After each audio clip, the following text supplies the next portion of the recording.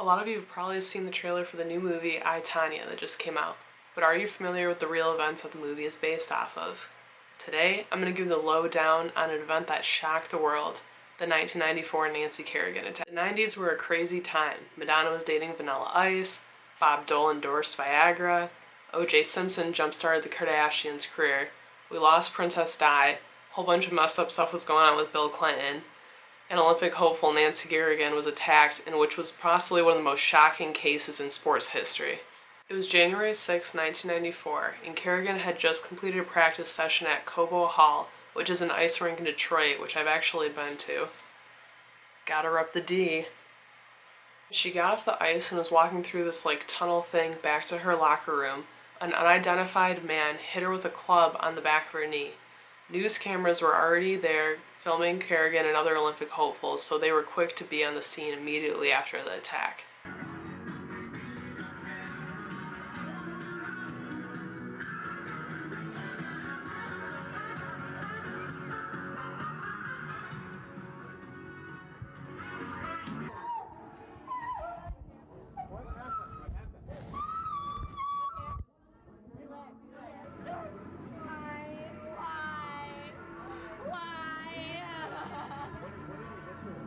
I don't know, some hard black stick.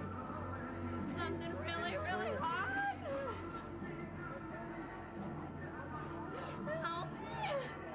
The doctor that treated Kerrigan ruled that there was no fracture, just a cut, bruise, and swelling, and Kerrigan would be able to walk with a limp. The same doctor reported to the New York Times that the attack appeared to be calculated, aimed at debilitating Kerrigan. Immediately, people began to suspect Tonya Harding, Kerrigan's figure skating rival, except there was no clear evidence present yet.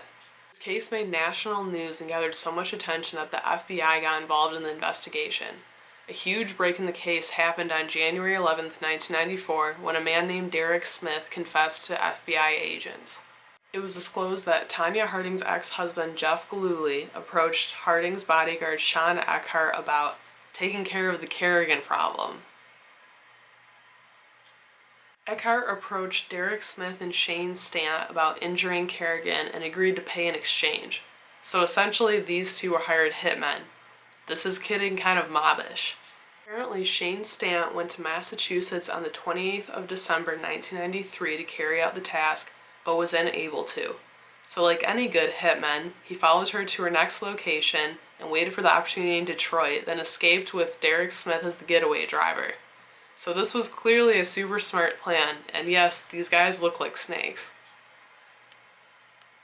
One by one the dominoes started to fall. Smith was the first to confess, followed by Stant 3 days later, and then Gillooly was charged with assault on January 19th. Obviously the link between these men and Kerrigan was Tonya Harding. Harding was brought in for questioning and initially denied involvement, but later admitted to knowing that her ex-husband was involved after the fact and did not inform the authorities. So typically when you start to change your story, you start to look pretty guilty. Surprisingly, even with all the drama, both Kerrigan and Harding were named to the Olympic team to compete in Norway that year. There was talk of taking Harding off the team, but she successfully blocked this with a lawsuit. As you know, everyone loves a good fight, loves good drama, so the ratings were at record highs as the world tuned in to watch the now arch-nemeses compete. Kerrigan, much to everyone's surprise, pulled herself together and took home a silver medal. Harding, on the other hand, was a hot mess, having a breakdown after a lace on her skate broke and took home 8th. Well, I guess she didn't really place because I think only the top 3 get medals. But anyways, that's what you get. Slimy bitch.